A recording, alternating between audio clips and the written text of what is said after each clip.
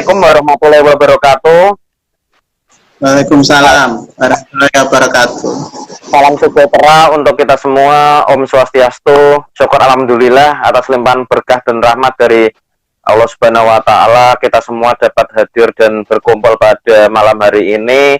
Dan sebelumnya saya ucapkan terima kasih kepada Mas Saifuddin yang biasanya dipanggil Mas Sai, dan saya ucapkan terima kasih sudah mau hadir sebagai narasumber ya Mas. Terima kasih Mas Sai. Ya, siap. Seperti yang semua ketahui, Mas Sai ini adalah sebagai seorang akademisi dan juga sebagai lawyer di law firm ya, di kantor hukum Pedang Keadilan, dan beliau juga sebagai advokat dan sekarang aktif di Yogyakarta. Ya, sebelumnya pada malam hari ini adalah acara yang diselenggarakan oleh Gerakan Pemuda dan Rakyat Indonesia. Nah, temanya pada kali ini adalah mengenai masalah politik, yaitu mengintip peluang sang anak presiden di Pilkada Solo. Nah, mungkin bisa langsung saja kita bahas ya Mas. Ya mungkin ini sambil ngobrol santai aja Mas, ngobrol santai, bukan seperti apa seminar dan lain sebagainya, tapi ya hanya kita diskusi aja. Ya nanti mungkin bagi teman-teman yang mengikuti acara ini, mungkin nanti di akhir acara ya bisa ikut kita ngobrol, berdiskusi, mungkin bisa di tulis melalui komentar ya, meskipun tidak bisa ngomong secara langsung. Soalnya kalau di IG ini nggak kayak di Zoom Mas, di IG ini terbatas live story-nya cuman dua pembicara seperti ini. Ya bisa aja nanti banyak orang tapi harus gantian kan, tapi makan waktu juga Mas gitu. Ya mungkin langsung aja ya Mas, bahwa gini Mas, saya melihat ini ya, event yang terdekat, event politik yang terdekat pada tahun ini adalah Pilkada 2020 ya Mas. Ya memang Pilkada pada tahun ini memang berbeda dibandingkan dengan yang lain sebelum-sebelumnya. Sebelumnya kita berada di kehidupan yang normal, tapi pada saat ini kita masih dikelilingi oleh virus pandemi COVID-19 atau yang kita sebut dengan corona. Nah, meskipun kondisi masih kita dikelilingi oleh COVID-19, tapi membahas masalah politik pilkada pada tahun ini memang sangat seru ya kan, terutama di Solo, pilkada wali kota Solo ya, mungkin ini berbeda dengan pilkada di kota-kota lain atau di daerah-daerah lain. Bedanya adalah pada pilkada di Solo ini pada tahun ini seorang anak presiden, Presiden Joko Widodo, yaitu Mas Gibran ya kan, Gibran Rakabuming ya kan, Gibran gitu panggilannya. Nah, itu dia maju sebagai calon wali kota di Solo gitu. Ya meskipun yang sebelum Gibran ini muncul ya Mas, sudah muncul calon wali kota yang diusung oleh partai yang paling besar di Solo, yaitu PDIP. Pada saat itu akan mengusulkan Ahmad Purnomo ya kan, Ahmad Purnomo yang sekarang itu sebagai wakil wali kota Solo. Wali kota Solo yang sekarang adalah FX Rudi ya kan.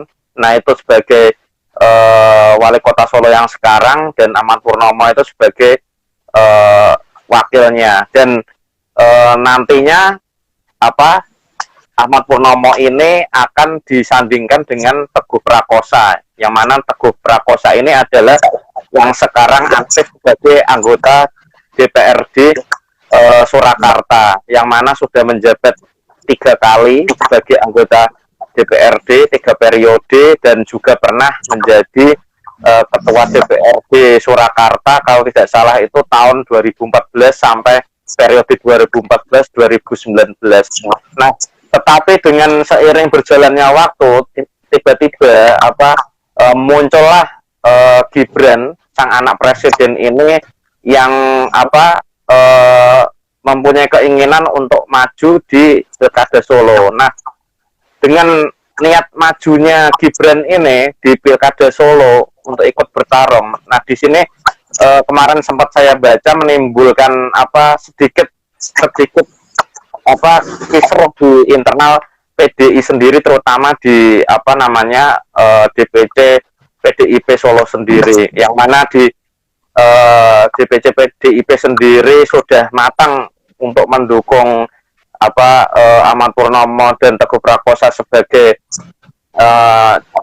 calon wali kota dan calon wakil wali kotanya, tetapi di sini Gibran langsung daftar ke DPD Jawa Tengah PDIP untuk mencalonkan dirinya sebagai calon wali kota. Nah, ini yang menjadi sedikit kisruh, tetapi pada akhirnya kemarin pun Ibu Megawati sebagai ketua umum PDIP akhirnya mengesahkan Gibran sebagai calon wali kota yang diusung oleh PDIP bersama dengan Teguh Prakosa. Nah, dengan ini Mas, majunya Gibran dan mungkin banyak sekali, hampir semua partai itu mendukung Gibran, ya kan? Iya. Dan banyaklah seperti PAN, Golkar, PKB,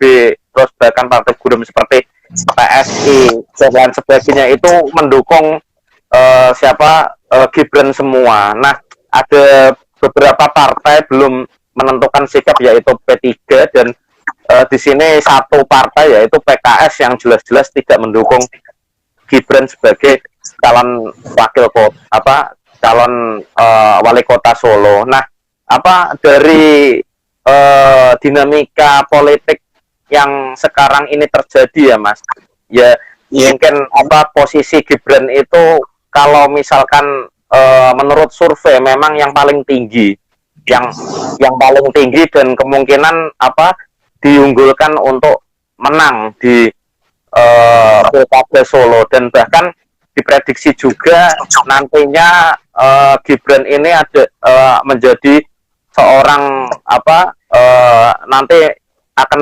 menjadi pasangan tunggal ya yang akan maju di Pilkada Solo. Nah, tapi meskipun dicalonkan menjadi calon tunggal, tapi ada partai lain yang mungkin akan mencalonkan dari partainya sendiri, seperti PKS yang sudah menyiapkan ya Mas, yang sudah menyiapkan siapa calon nanti untuk menantang Gibran dan Teguh Prakosa, dan juga ada calon independen yang mungkin sudah mendaftarkan untuk bersaing di Pilkada Solo nanti. Ya mungkin dari sekian tadi ya Mas tentang bagaimana sih perkembangannya Pilkada Solo itu, ya mungkin menurut Mas Saifuddin itu bagaimana Mas, ini peluang Gibran untuk menjadi wali kota itu seperti apa, dan mungkin sebagai anak presiden yang mungkin sudah dikenal oleh masyarakat jika dibandingkan dengan calon-calon lainnya, dan juga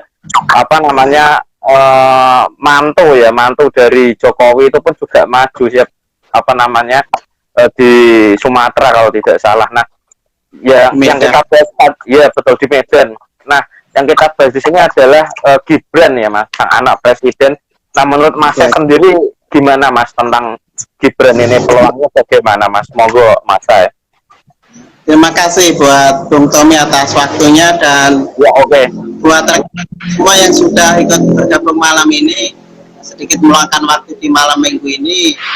Assalamualaikum warahmatullahi wabarakatuh. Waalaikumsalam warahmatullahi wabarakatuh. Salam sejahtera buat kita semua. Tadi sudah diawali dari Bung Tommy berkaitan dengan pemilu kada yang khususnya nanti akan menyoroti pemilu kada di Solo, khususnya dari anak presiden. Tetapi sejauh sebelum saya memaparkan berkaitan dengan kontestasi lokal, saya ingin menjabarkan kontestasi pemilu nasional itu sebenarnya seperti apa. Kalau kita runut bahwa pemilu kada secara nasional ini kan sudah berlangsung pemilu kada serentak tahun 2015, kemudian 2017, 2018, dan nanti terakhir adalah kalau menurut Undang-Undang Pemilu Kada serentak di seluruh 34 provinsi di tahun 2024. Nah, kenapa pemilu kada tahun 2020 ini ada hal yang beda?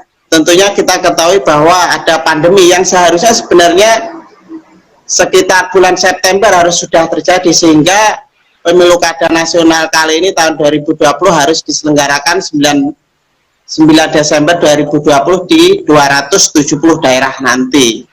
Itu konteksnya. Nah, kalau kita berbicara berkaitan dengan pemilu kada nasional, tentunya kita sedikit dinamika dan perbedaan antara 2015 itu saya katakan dia pembuka keran demokrasi daerah, karena 2015 itu serentak yang pertama. Kemudian 2017 ini adalah yang paling seru adalah ketika proses pemilu kada di Jakarta. Saat itu memang Suaranya hilang, Mas.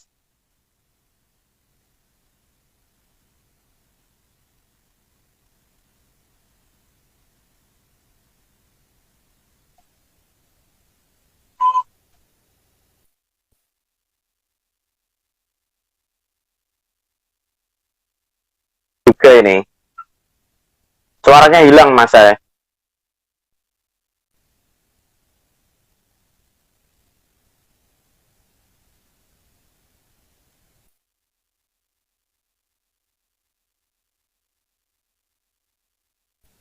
Ya, mohon maaf ini ada kesalahan teknis.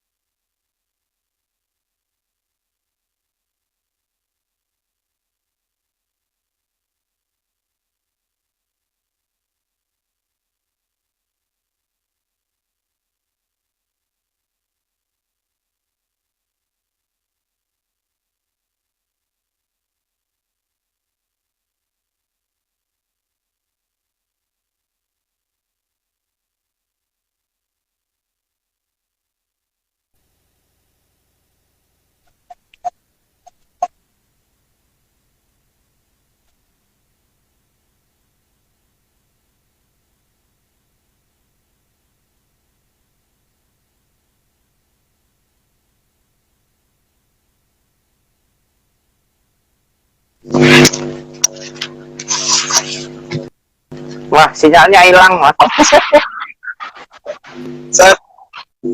Monggo dilanjut. Tadi agak apa namanya? Ini videonya udah jelas. jelas ini. Videonya jelas ya? Ya, oke. Ayo lanjut. Bentar. Ya. Iya, tadi saya sudah menjelaskan ya tadi berkaitan dengan sebelum berbicara konteks. Maaf, ini sinyalnya memang agak tempatnya bentar. Oke. Ya, secara nasional tadi sudah saya jelaskan bagaimana konteks pemilu kada ini nanti, dan kalau kita berbicara memang Undang-Undang Pemilu Kada dari Undang-Undang Nomor 18 Tahun 2015 revisi dan terakhir yang digunakan sekarang adalah Undang-Undang Nomor 10 Tahun 2016 tentang Pemilu Kada yang digunakan untuk barometer ataupun legalitas dari seluruh pemilu kada yang ada di Indonesia sekarang ini. Nah, langsung saja kepada inti persoalan khususnya di beberapa daerah ataupun nanti yang menyangkut pemilu kada Solo. Pemilu kada Solo ini kan bagaimana sebenarnya ambang batas seorang kepala daerah dapat mencalonkan diri, kan seperti itu. Seorang kepala daerah dapat mencalonkan diri itu minimal 20% dari suara 25 lokal di daerah. Beda ketika pencalonan presiden. Kalau pencalonan presiden itu kan 20% suara nasional, kemudian dari DPR, dan 25% suara nasional kalau dari presiden. Nah, kontestasi ataupun koalisi nasional ini kan berbeda dengan koalisi atau kontestasi di lokal. Kalau partai nasional kadang bisa koalisi, tetapi daerah kadang cair. Atau kadang di pusat sikut-sikutan, yang ada di daerah bisa akur dan koalisi. Itu hal yang berbeda. Nah, itu kita ketahui bahwa ada 45 kursi yang ada. 45 kursi tersebut yang jelas adalah sebagai pemenang utama adalah PDIP dengan jumlah suara 30 suara. Kemudian sisanya masing-masing 3 suara itu ada Gerindra, Golkar, dan PAN. Kemudian yang tertinggi nomor 2 kita ketahui PKS ada 5 suara dan PSI. Ada pertanyaan, kenapa PSI ada suara dan boleh ikut gabung dalam pencalonan nanti? Karena parliamentary threshold setiap parpol yang lolos ke parlemen anggota DPR itu berbeda dengan konteks daerah. Jadi tidak, misalkan ada partai yang lolos nih di parlemen atau yang tidak, dia tidak berpengaruh kepada kontestasi yang ada di lokal. Nah, PSI di sana kemudian ada. Nah, pertanyaannya dari 45 suara ini siapakah yang sudah resmi bergabung? Yang sudah resmi bergabung kecuali 1 PKS.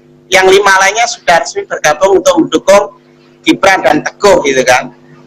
Nah, persoalannya adalah bagaimana kalau koalisi ini nanti cuma 1 calon tunggal. Pertanyaannya kan itu yang dipertanyakan rekan-rekan pada saya, dan tentunya menarik untuk diskusi malam ini. Sebenarnya tahapan pemilu kada yang kita harus pahami adalah ini masih cair. Saya rasa ini kontestasi masih cair, lobby-lobby partai politik, kemudian para pejabat masih berjalan. Kenapa saya katakan seperti itu? Kalau berdasarkan peraturan KPU nomor 5 tahun 2020, di sana ada jadwalan tahapan kampanye parpol, kemudian sampai nanti kontestasi itu tanggal 4 atau awal September 4 sampai 9 itu dia baru pendaftaran bakal calon kepala daerah itu. Kemudian tanggal 23 September baru ditetapkan siapa yang pantas dan layak untuk maju sebagai calon pemilu kada. Artinya apa? Kalau sekarang sudah heboh publik, kenapa harus Solo itu kan? Karena anak presiden. Kenapa harus di Medan? Karena mantunya presiden. Kemudian di daerah lain kenapa? Karena ada beberapa elit atas yang di sana ada juga. Nah, sekarang kita tunggu saja sampai 23 September nanti siapa yang akan ditetapkan oleh KPU yang akan maju. Kemudian beberapa alternatif yang di Solo ataupun bisa yang lain adalah, yang pertama adalah lawannya Gibran Teguh ada lawan. peluang satu, tapi walaupun ini kecil. Yang kedua adalah nanti calon tunggal, dan yang ketiga adalah berlawanan dengan calon independen. Berkaitan dengan calon tunggal ini, saya mencoba merunut bagaimana sebenarnya calon tunggal ini sebenarnya sudah ada putusan Mahkamah Konstitusi nomor 100 tahun 2015. Di sana calon tunggal itu boleh dan sah untuk ikut pemilu kada. Kenapa calon tunggal itu bisa diperbolehkan? Karena calon tunggal ini adalah calon yang agar demokrasi dan di daerah ada kepastian hukum. Putusan Mahkamah Konstitusi saat itu cuma oke lah di suatu daerah untuk pada pemilu kada 2015 nanti ada berkaitan dengan boleh ikut pemilu calon tunggal walaupun nggak ada lawan sejak tahun 2015. Mahkamah Konstitusi saat itu cuma mencantumkan boleh, akan tetapi yang namanya open legal policy artinya dia penafsir tunggal adalah DPR dalam pembuatan undang-undang pemilu kada dan KPU. Akhirnya di sana ada redaksional setuju dan tidak setuju dengan istilah kotak kosong. Itu secara legalitas hukum, Bung Tommy dan rekan-rekan semuanya. Kemudian hal yang perlu kita wali kota Makassar. Pada pemilihan wali kota Makassar tahun 2018 itu menjadi sejarah pertama yang ada di Indonesia. Calon tunggal itu kalah dengan kotak kosong. Hampir 60% kotak kosong itu menang. Calon tunggal tersebut akhirnya mengajukan gugatan kepada Mahkamah Konstitusi. Akhirnya kalah juga. Itu di Makassar otomatis kepemimpinan akan kosong. Bagaimana kepemimpinan kosong? Suatu daerah ketika pemimpinan kosong calon tunggal dia kalah, berarti harus ikut ulang. Putus mas, putus. Maaf mas.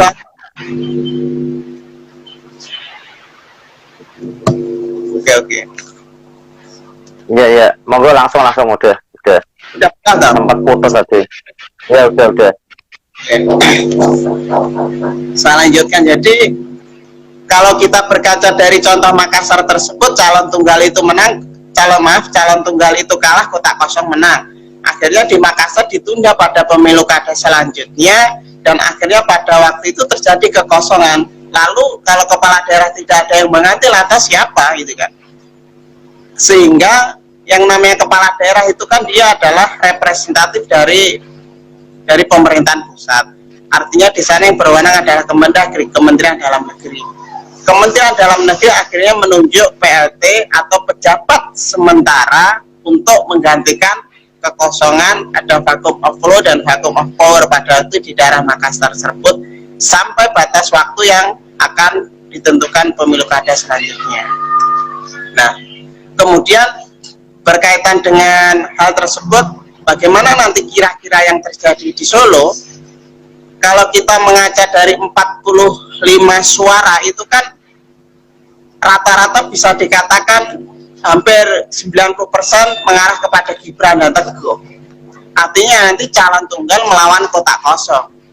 Kalau secara survei elektabilitas itu tentunya anak presiden mempunyai ada di sana.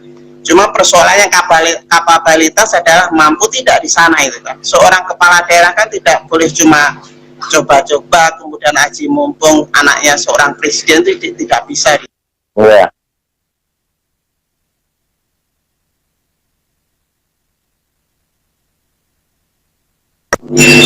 Skenario kedua adalah bagaimana nanti akan ada calon.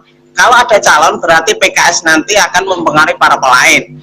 Sekarang kan PKS cuma ada 5 suara, sedangkan partai lain sudah resmi mendukung Gibran. Jelas ini tidak mungkin. Yang kemungkinan terjadi bisa jadi adalah calon independen skenario ketiga. Skenario ketiga calon independen ini dipengaruhi oleh calon independen ini masing-masing daerah beda-beda. Karena calon independen ini kan nanti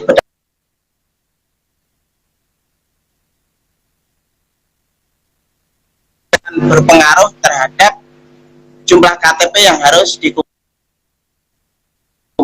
Nah, kalau kita melihat gelombang yang ada di Solo ini, memang calon independen yang akan berpeluang nanti, cuma persoalannya siapa, atau kan masih disembunyikan, apa akan ada kejutan politik ada di sana nanti. Nah, itu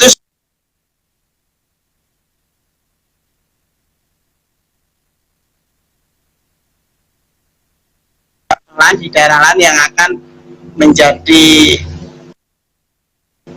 contoh yang bagus buat demokratisasi kita yang ada di Indonesia ini. Nah, sedikit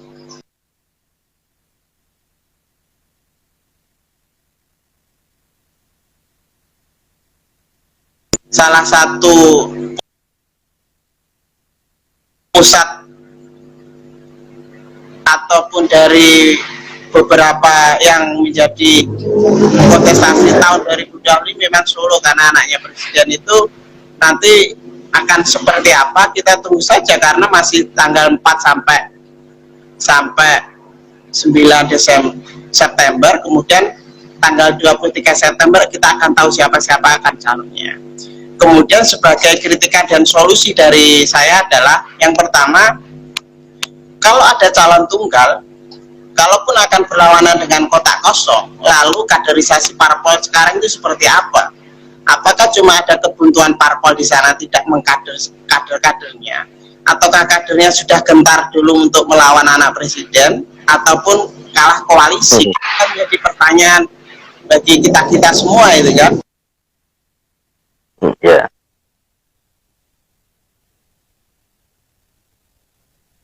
Sebenarnya bisa tidak anak presiden, anak pejabat, suami atau istri dia mencalonkan? Secara hukum melalui putusan Mahkamah Konstitusi juga tahun 2015 tersebut itu boleh dan sah. Kenapa? Itu secara hukum, misalkan ada suatu bakal calon kepala daerah, ada hubungan, katakanlah suaminya sudah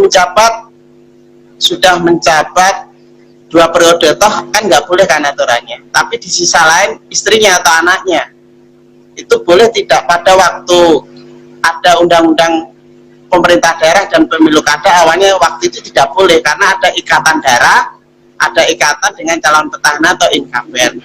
Akan tetapi aturan tersebut dianulir oleh MK.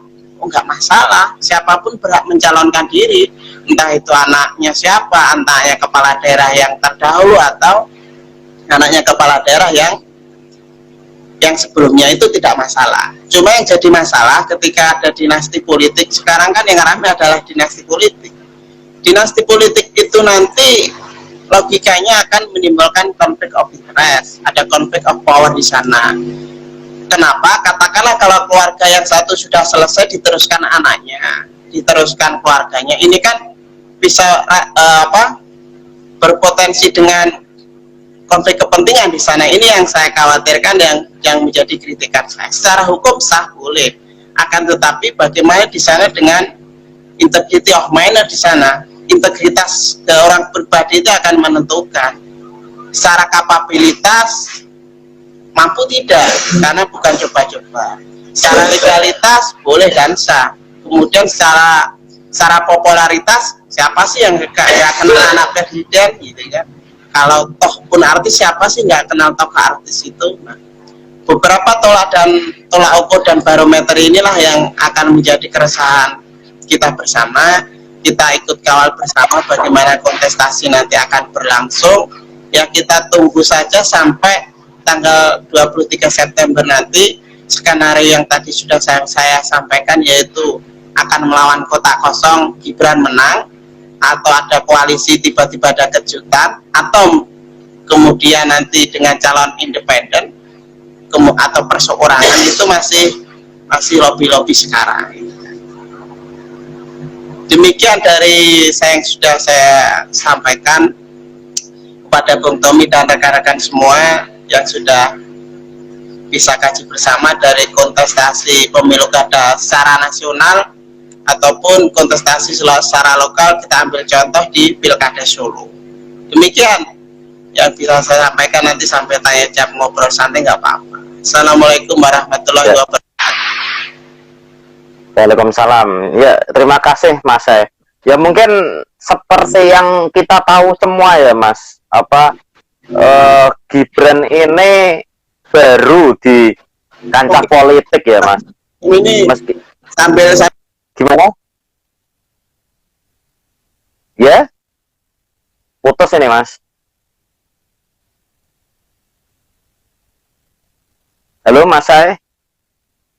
kota-kota kosong yang menangi tadi sudah saya jelaskan. Ini di pemilihan Makassar, kota kosong ini menang, kemudian yang calon tunggal kalah mengajukan gugatan ke Mahkamah Konstitusi, kemudian kota kosong tetap menang pada waktu di Makassar tersebut. Artinya di suatu daerah tersebut terjadi kekosongan kepemimpinan. Kalau kota kosong menang, maka pemilu kada ditunda kepada pemilu kada selanjutnya. Kenapa? Karena pasal 54 Undang-Undang Pemilu Kada sudah ditafsirkan Mahkamah Konstitusi, jika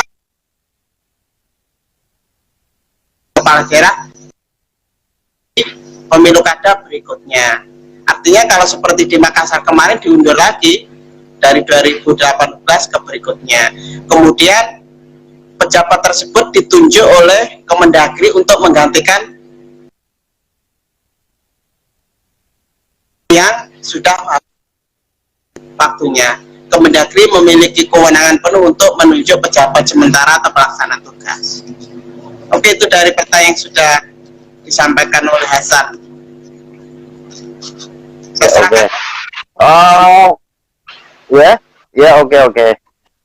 Begini Mas, apa seperti yang kita ketahui ya, Gibran itu kan baru ya Mas di kancah politik. Ya memang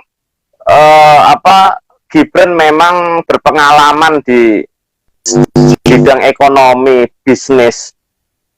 Halo Mas, saya dengar suaraku ya Mas ya. Halo ya. Kedengaran. Ya, kedengaran. Iya.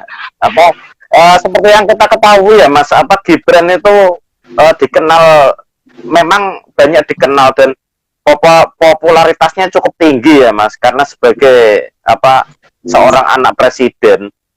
Nah, sepak terjangnya itu memang sangat dikenal terutama di bidang bisnis, karena beliau itu punya bisnis yang sangat terkenal, yaitu markobarnya itu ya Mas.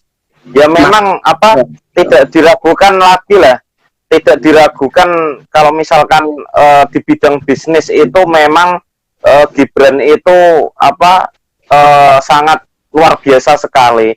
Nah, tetapi kalau misalkan di bidang politik selama ini Gibran belum teruji sama sekali. Berbeda jika dibandingkan dengan pasangannya, yaitu Teguh Prakosa, yang mana sudah dari awal dia memang sudah berpengalaman di bidang politik, yaitu sejak tahun 2009 sampai sekarang, dan bahkan pernah menjabat sebagai ketua DPRD Surakarta 2014-2019. Nah, jika dibandingkan dengan wakilnya itu sangat berbeda sekali jam terbang maupun kualitasnya di bidang politik. Dan mungkin yang dulu sebelum Gibran maju ada juga Ahmad Purnomo, wakil wali kota Solo, yang juga sudah berpengalaman di bidang politik. Nah, dengan melihat fenomena yang mana Gibran itu belum ada pengalaman di bidang politik ini. Nah, menurut Mas gimana Mas? Mungkin untuk kedepannya seperti apa dia memimpin, dan seperti apa dia bertarung di politik, dan mungkin bisa saja Gibran itu menjiplak dari bapaknya sendiri, dan gaya memimpinnya, dan cara dia itu berkomunikasi dengan rakyat, ya mungkin apakah dia akan menjiplak bapaknya sendiri, karena memang yang memang Jokowi memang sudah banyak dikenal di Solo, dan sehingga sekarang menjadi seorang presiden. Ya mungkin menurut Mas gimana Mas? Tolong kameranya ditegakkan ya Mas, jangan landscape nanti ini. Nah, iya betul. Oke. Terima kasih Mas, monggo. Ya, kalau saya yakin bahwa setiap gen politik itu dia tidak diwariskan dari gen biologis dari bapak ke anaknya, itu yang jelas tidak.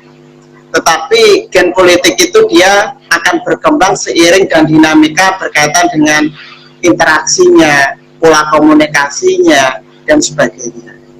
Sebut saja kalau di Amerika ada George Bush dengan George Walker Bush yang sekarang juga ada. Kalau yang di Indonesia adalah bagaimana konteksnya nanti SBY dengan AHY yang sekarang, pasti ada kan beda. Cuma memang kalau kultur daerah khususnya Jawa itu memang mirip, tetapi pembedanya memang sulit untuk dideteksinya nanti di sana. Kalaupun nanti mirip dan jiplak atau tidak, saya rasa Gibran ini ingin membuktikan kepada publik yang saya lihat sekarang, saya tidak sekedar anak presiden kok, saya tidak cuma bisnis kok, tapi saya mempunyai karakteristik yang beda. Kelihatannya akan tampak seperti itu dari pola komunikasi dan gaya komunikasinya. Cuma secara kapabilitas dalam politik, mohon maaf saya kritik juga secara kapabilitas itu mampu tidak itu kan. Nah itu yang akan jadi pembuktian nanti. Kalau kita menjustifikasi sekarang tidak mampu, yang jelas tidak fair itu kan. Akan tetapi kalau kita menjustifikasi sekarang background, ya jelas kapabilitasnya diragukan oleh publik gitu kan. Nah saya katakan tadi itu lapornya ada legalitas, sah, popularitas, siapa yang nggak kenal, kapabilitas. Nah itu yang jadi pertanyaan. Nah berbicara jiplak atau tidak, saya yakin pasti akan ada hal yang beda.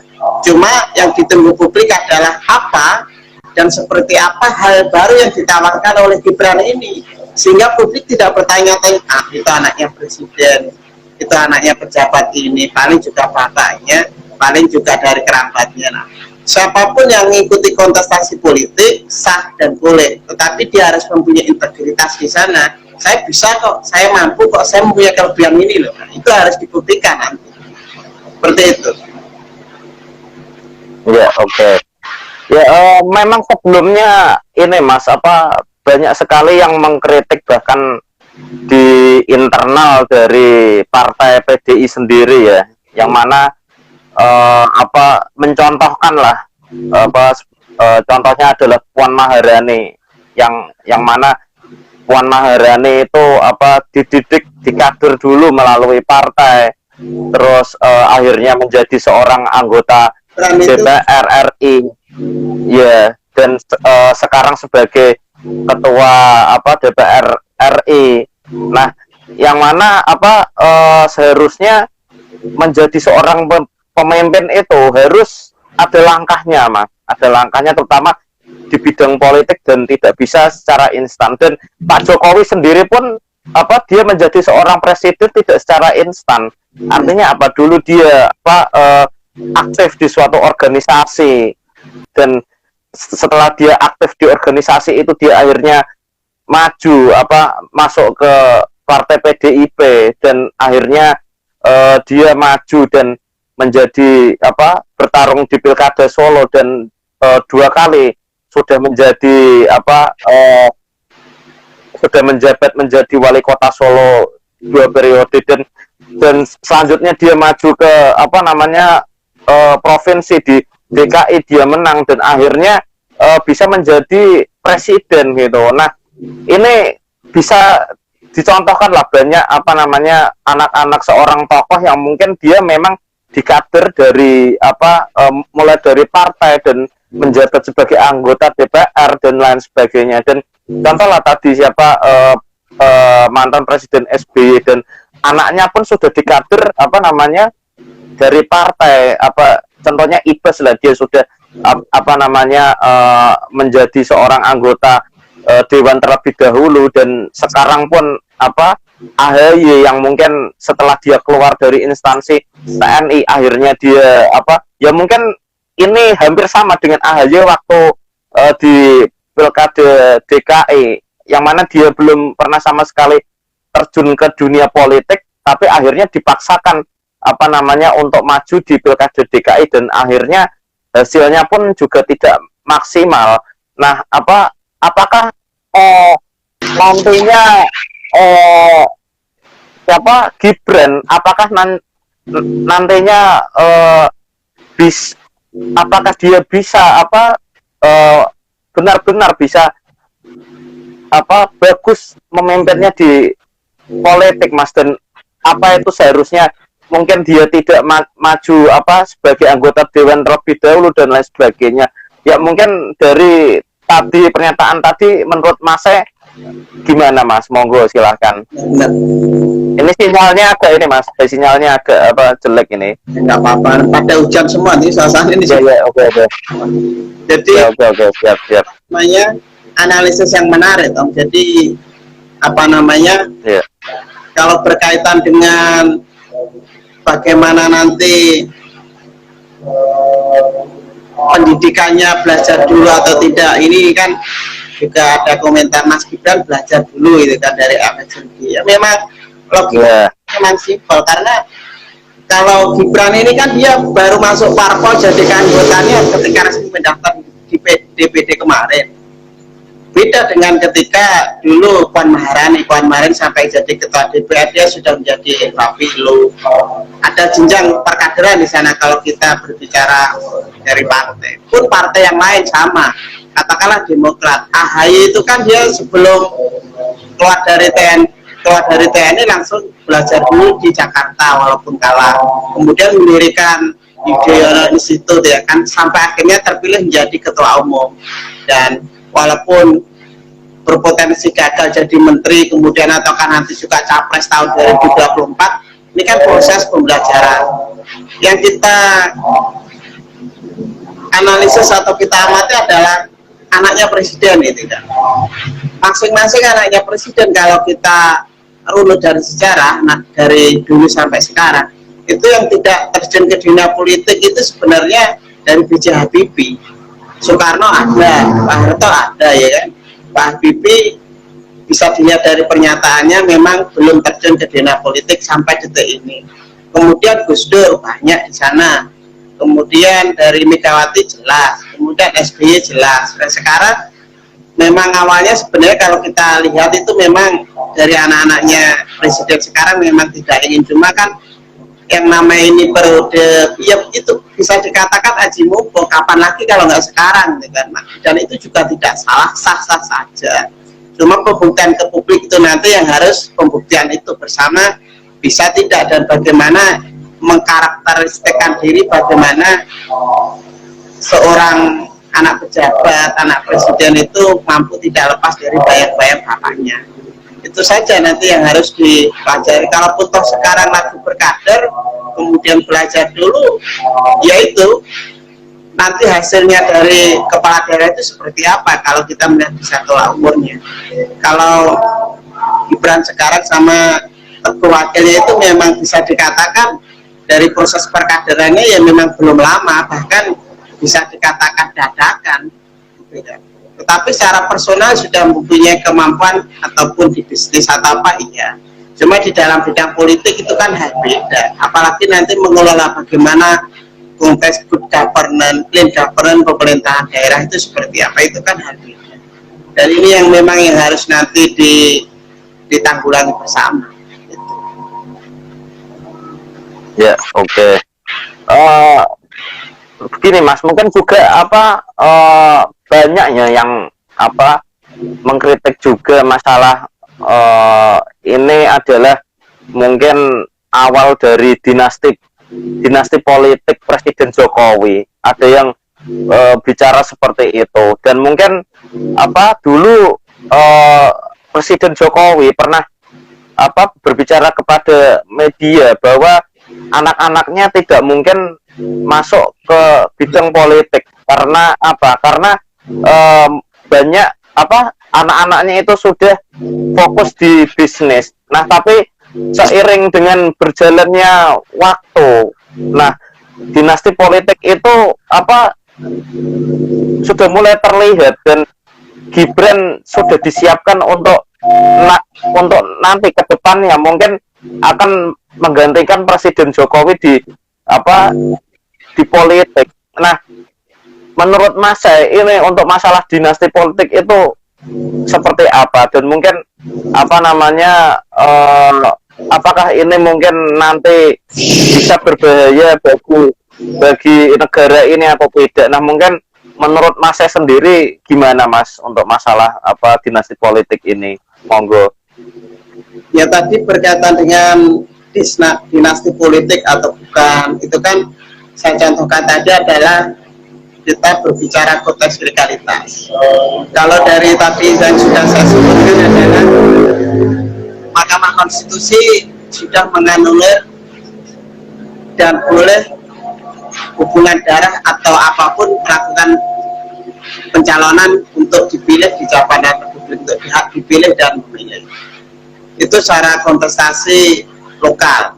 Kalau kontestasi nasional, dinasti politik ini justru malah lebih sah. Artinya tidak ada benturan hukum yang dilanggar gitu kan.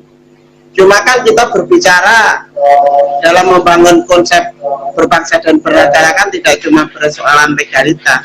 Apalagi kita adalah negara hukum, iya, boleh dan sah, iya. Akan tetapi kan bagaimana menjaga etika demokrasi, kemudian bagaimana menjaga kondusivitas politik yang saya katakan itu.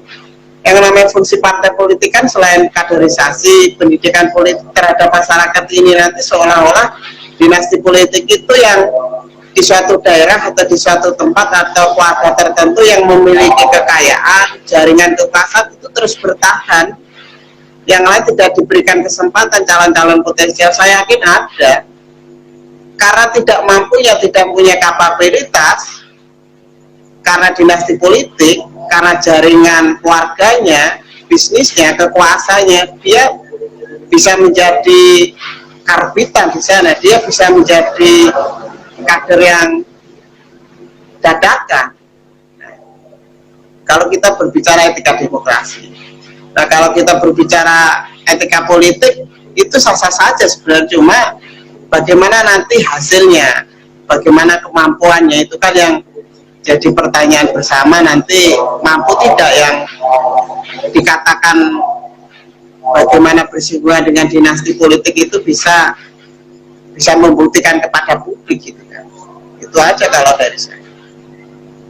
Ya, ya memang ini ya apa masalah dinasti politik ini memang sulit ya Mas kalau misalkan apa namanya untuk dihindari ya, karena mungkin masalah kekuasaan juga dan mungkin modal juga yang mempengaruhi, dan itu memang sulit untuk dihindari masalah dinasti politik. Nah, meskipun itu sulit dihindari, tetapi intinya adalah bagaimana nantinya dalam memimpin suatu daerah itu dia benar-benar amanah dan tidak menyalahgunakan kekuasaannya. Dan mungkin dulu zaman Orde Baru presiden itu bisa dipilih sampai beberapa kali. Nah, dan itu mungkin apa namanya bisa menimbulkan penyalahgunaan kekuasaan jika jabatan itu apa namanya terlalu lama dijabat oleh seorang pemimpin.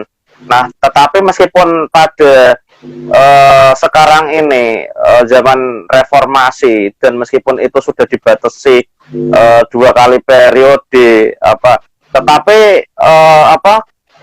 kekuasaan itu masih bisa terus berlanjut dengan tadi itu, dengan adanya dinasti politik, dan mungkin itu memang sangat sulit dihentikan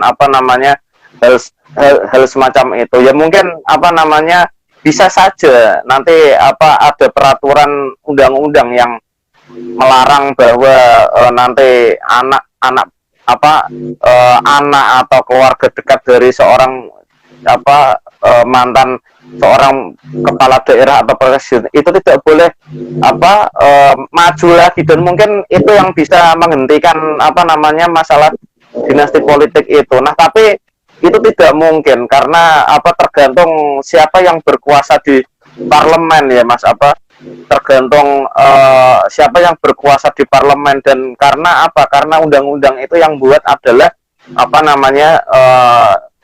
DPR, MPR, DPD yang memang dikuasai oleh partai-partai yang sedang berkuasa, dan mungkin itu pun sulit untuk dihentikan. Nah, tapi yang penting tadi itu bagaimana seorang pemimpin itu bisa amanah dan tidak melihat itu apa namanya urusan kepentingan pribadi atau golongan atau keluarga dan lain sebagainya. Nah mungkin banyak sekali lah Mas ini apa namanya seperti yang terjadi di Banten dan lain sebagainya di daerah-daerah lain yang mana dinasti politik itu penuh sekali dengan penyalahgunaan kekuasaan dan akhirnya apa siklus seperti Orde Baru yang apa selama ini sudah dilawan dan sudah apa namanya diakhiri dan mungkin bisa terulang seperti itu. Nah itu yang apa menjadi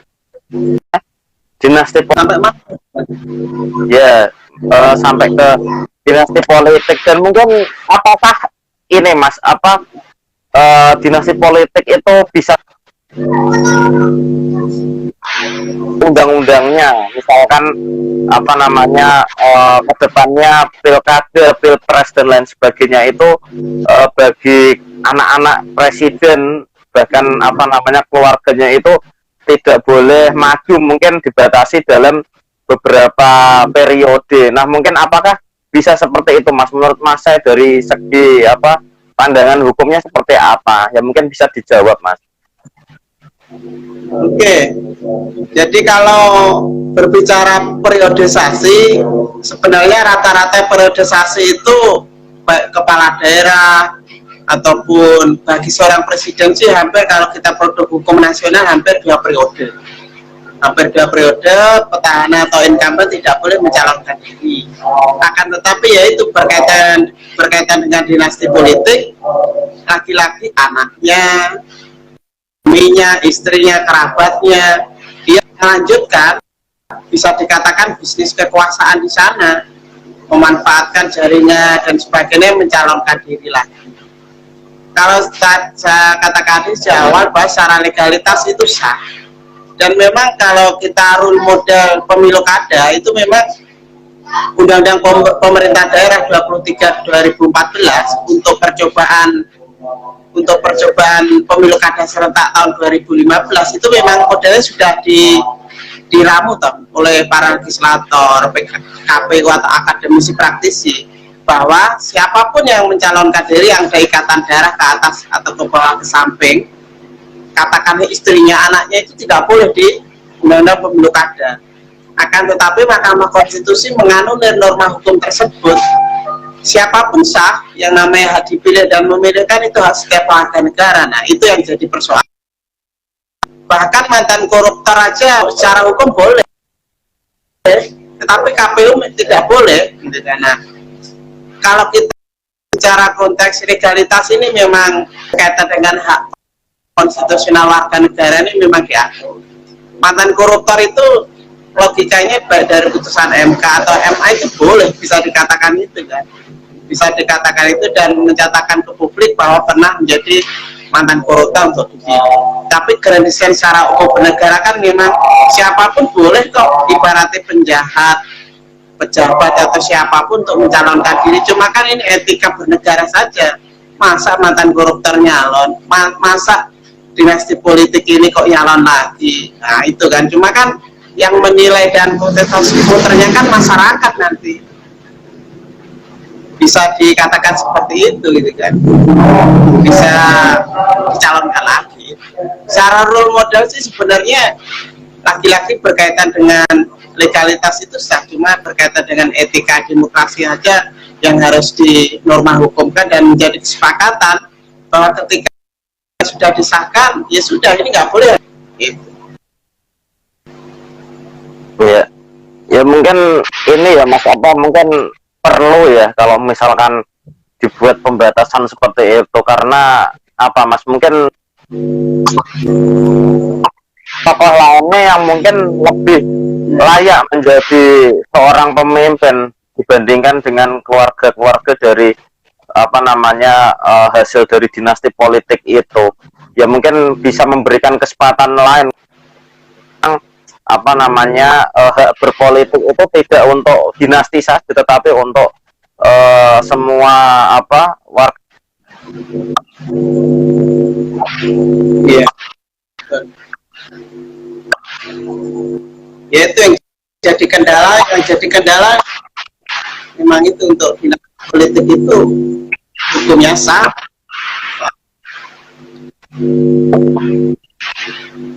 Terakhir ya Mas, apa namanya, mungkin Mas Saifuddin bisa memperkirakan nih apa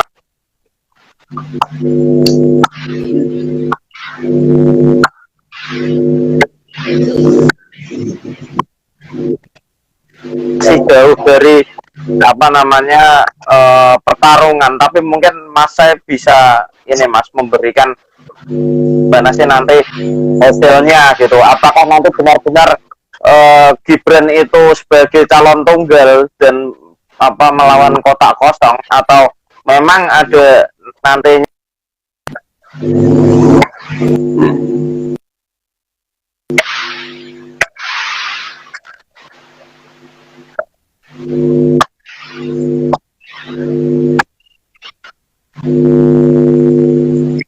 itu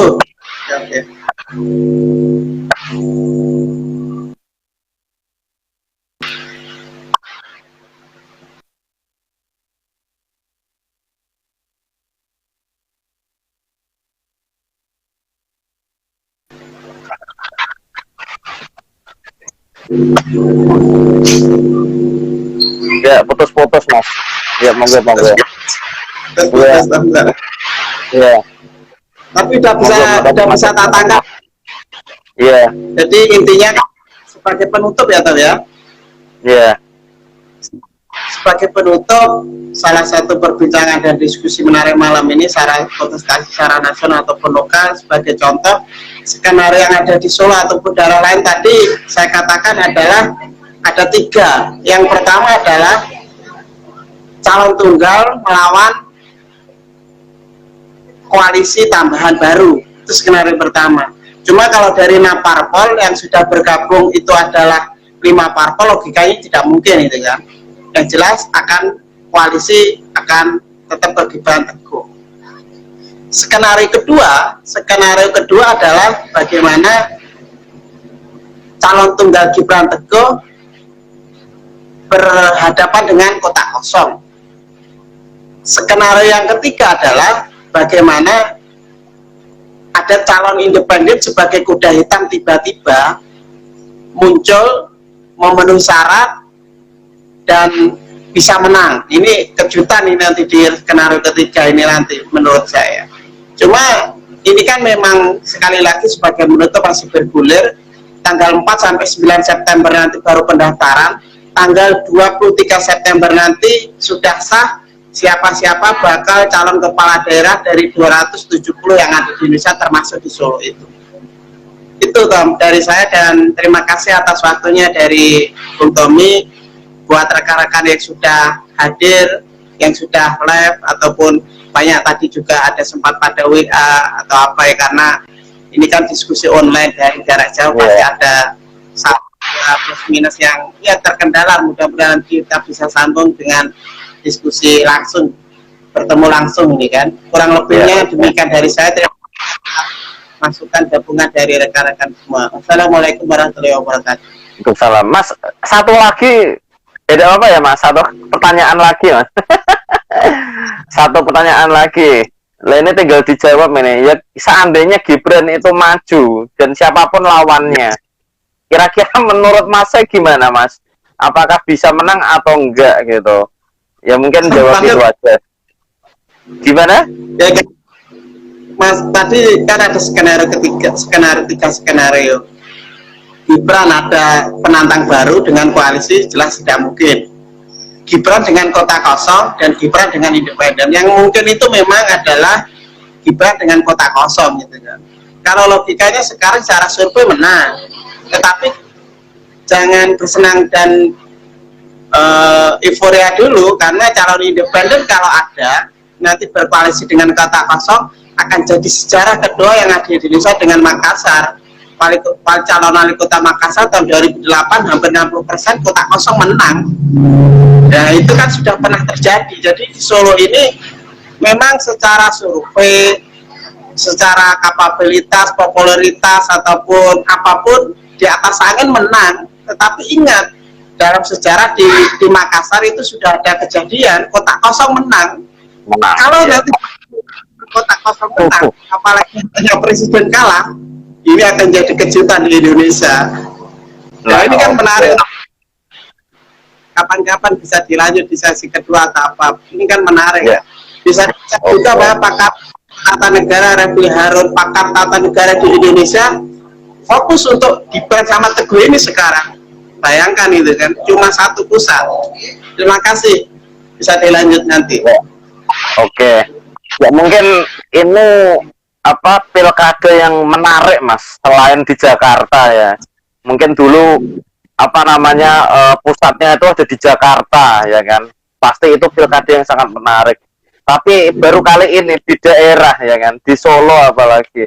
Ini merupakan apa namanya menjadi pusat perhatian nasional pilkada di Solo ini. Karena apa? Karena mungkin anak seorang presiden maju untuk menjadi apa wali kota di Solo ya. Mungkin apa bagaimanapun ya, gimana Mas? Ada menarik itu kan, makanya tadi saya sudah katakan ketika di atas angin katakan sudah menang, tiba-tiba kalah itu bisa terjadi seperti komentarnya Hasan, logikanya menarik. Di atas angin menang, tiba-tiba dibantai habis itu kan. Makanya iya, oke. Ketika sudah di atas angin menang, yang namanya politik itu cair. Bisa saja PKS ini akan jadi musuh besar nanti, karena PKS ini memang tahu sendiri di koalisi nasional seperti apa. PKS ini nanti pasti akan berada di luar, membangun kontestasi calon independen perseorang, atau bahkan membuat gelombang besar kotak kosong. Itu menarik ini Bang. Oke. Iya. Oke Mas, ya mungkin bisalah dibandingkan sama sepak bola, tapi sepak bola itu bola bundar. Kadang di atas, kadang di bawah. Berbeda jika di politik, karena politik itu tidak bundar. Karena apa? Politik itu ya apa namanya menyesuaikan dengan kondisi yang ada. Kadang bisa bundar, bisa kotak dan lain sebagainya. Dan itu pun ya kalau di Solo mungkin sudah bisa lah Mas, apa diprediksi siapa yang menang di apa pilkada Solo ke depannya. Ya mungkin apa namanya diskusi yang menarik ya Mas, apa ya mungkin ada kendala kalau dilakukan secara online seperti ini, masalah jaringan dan lain sebagainya. Dan mungkin nanti sebelum pilkada itu dilaksanakan ya mungkin kita bisa apa kopi deret bareng, dan mungkin kita bahas lagi apa buat konten semacam ini ya. Ini kan yang menarik juga kan, dan kita cuma persoalan politik ini kan, wawasan kepemudaan harus diikuti. Ini kan menarik, harus ada sesi kedua, entah nanti lewat Zoom, Google Meet atau apa, itu kan tetap kita maksimalkan. Ya, oke, siap Mas. Ya mungkin terima kasih Mas. Ya mungkin ada ini Mas, apa mau jawab ini komentar-komentar dari teman-teman ya, mungkin apa mungkin ada teman Mas yang WA dan lain sebagainya, mungkin bisa dijawab mungkin beberapa jawaban saja Mas. Tapi kalau belum bisa ya nggak masalah Mas. Ya mungkin Mas sendiri gimana ini? Ya kalau yang penting kita prioritaskan, tadi ada beberapa komentar yang ada di IG ini dulu. Tadi sudah yang penting ada feedback dari masing-masing. Yang terakhir itu kan komentarnya Hasan, prediksi tadi ya. Tadi sekali lagi sudah ada 3 skenario tadi. Sekali lagi, apakah skenario ada koalisi partai lain, logika tidak mungkin ya, tinggal PKS dari 6 parpol. Kemudian skenario kedua dengan kota kosong atau persoalan independen sebagai republik kita. Kalau dari komentar yang di luar forum ini, sebenarnya kritikannya secara umum adalah pantas nggak masa itu kan apa anak presiden mencalonkan diri atau apa. Saya bilang memang secara hukum dan itu boleh, cuma secara etika demokrasi karena apalagi yang sudah dicalonkan tiba-tiba dicoret dulu. Dikatakan bahkan wali kota Solo juga kecewa berat itu kan. Ini pendidikan yang kurang baik juga sebenarnya, tapi itulah dinamika politik. Apalagi di PDIP itu kan penentu utama adalah ketua umum, mempunyai otoritas yang tertinggi di sana. Itu sah-sah saja karena partai politik mempunyai hak prerogatif berdasarkan ADRT. Kemudian yang menarik adalah Bagaimana Mas saya tanggapannya berkaitan dengan pemilu kada tahun 2020 ini secara nasional, apalagi saya juga masih menjabat sebagai Direktur Institut Pemantau dan Pengawas Pemerintah Daerah dengan teman-temanku yang hukum tata negara di Indonesia. Itu memang ini di luar dugaan pandemi itu kan. Tanggal 9 Desember perpunya kita akan mengawalnya adalah tingkat perpunya. Pertanyaannya gimana masih mengawalnya itu kan rata-rata. Kita kawal dulu aja perpunya karena pengesahannya seperti apa. Kemudian protokol kesehatannya seperti apa, apakah pandemi virus corona sudah berakhir atau belum. Terus kemudian apa fasilitas-fasilitas jaringan publik yang ini masih kan sumbangan bantuan sosial tunai BLT dari pemerintah kan masih berkucur ini kan. Nah itu kadang dimanfaatkan juga, sebut saja di Klaten kemarin kan juga ada memanfaatkan yang mau maju lagi tiba-tiba sumbangan dari pemerintah dikasih fotonya ini kan. Nah itu sebagai contoh. Ini kan ini yang harus kita kawal nanti kan, ini kan pemilu kada yang pertama yang di luar kenormalan itu kan. Jadi nanti dari 2015 pertama, 2018, 17, 18, 20, nanti ada 22 ada, 23 terakhir 24 serentak di 34 provinsi. Itu secara umum dari teman-teman tadi sudah saya jawab, sudah diringkas jawaban. Oke, terima kasih Mas Sai. Mungkin apa namanya kita bisa lanjut di sesi berikutnya dan di kesempatan berikutnya bagian apa namanya yang offline ya, yang langsung apa namanya biar diskusinya lebih menarik lagi. Ya mungkin terima kasih Mas Saifuddin. Ya mungkin lain kali kita buat acara seperti ini lagi, bahas apa permasalahan-permasalahan yang ada selama ini, dan mungkin terima kasih dan mohon maaf apabila ada kata-kata yang kurang berkenan untuk kita semua. Sekali lagi mohon maaf. Saya Muhammad Tommy Adrianto dan narasumber Mas Saifuddin, Mas Sai. Terima kasih. Saya pamit dulu. Wassalamualaikum warahmatullahi wabarakatuh. Waalaikumsalam warahmatullahi wabarakatuh.